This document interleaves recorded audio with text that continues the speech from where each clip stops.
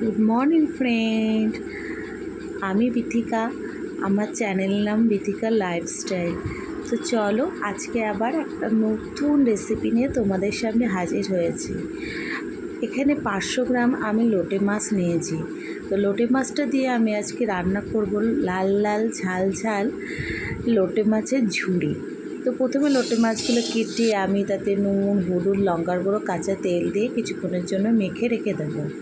আর এদিকে একে একে আমি কড়াইটা গরম করে নিলাম। নিয়ে এর মধ্যে তেল দিয়ে একটু কাঁচা লঙ্কা আর কালো জিরে ফোড়ন দিয়ে দেবো, আর লঙ্কাগুলোকে ভালো করে ভেজে নেব। আর এখানে আমি 4টে পেঁয়াজ নিয়ে নিয়েছি, সেই 4টে পেঁয়াজ কেটে আমি দিয়ে দিলাম। আমার যেহেতু মাছের পরিমাণ যেরকম সেরকমভাবে আমি নিয়েছি। তোমরা যদি 1 কিলো মাছ নাও তো পেঁয়াজের পরিমাণটা একটু বেশি দেবে। আমি যেহেতু এখানে 500 মাছ আছে, তো আমি 4টে বড় বড় পেঁয়াজ কেটে নিয়েছি। আর এদিকে মশলাটা আমি তৈরি করে নিয়েছি, মিক্সিতে বেটে নিয়েছি। এখানে আছে ধনে, জিরে, আদা, রসুন পেস্ট।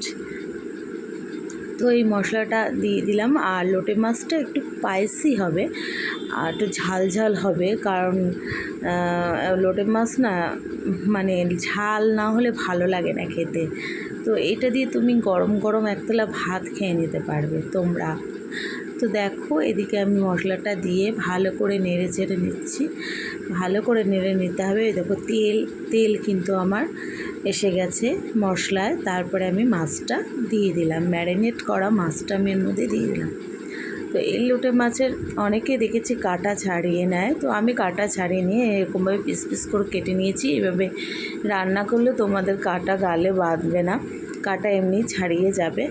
তো এদিকে দেখো মাছটা একেবারে ঘুটে গেছে। আর এদিকে দেখো আমি এই যে জলটা উঠেছে, এই জলটা কিন্তু পুরো শুকিয়ে নিতে হবে। যার জন্য তোমার গ্যাসের ফ্লেমটাকে একটু বাড়িয়ে দিতে হবে আর বারবার করে খুন্তি দিয়ে নেড়ে যেতে হবে।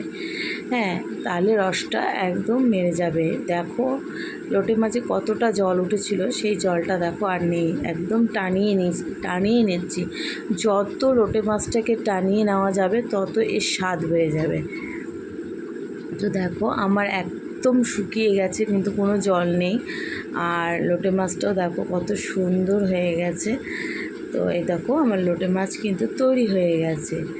এইবার আমি একটা পাত্রে লোটে মাছটাকে ঢেলে নেব, রেখে দেব। তো চলো, তোমরা কিন্তু এভাবে লোটে মাছটাকে রান্না করতে পারো। আর আশা করি তোমাদের খুবই ভালো লাগবে এই লোটে মাছটা এইভাবে রান্না করলে। তো দেখো আমার লোটে মাছ রান্না করা কমপ্লিট। আর আমি এটাকে একটা পাত্রে ঢেলে নিচ্ছি। যেহেতু আমার এই দেখো কেমন লাগছে, আর আমার ভিডিওটা বা রান্নার ভিডিওটা কেমন লাগলো অবশ্যই কমেন্ট করে জানিও। তো আমি এটাকে একটু সাজিয়ে নিচ্ছি। আর লোটে মাছটা কেমন দেখাচ্ছে অবশ্যই কমেন্ট করে জানিও। আর তোমাদের কাছে অনুরোধ রইল আমার চ্যানেলটিকে সাবস্ক্রাইব করে দিও। Tata, bye bye.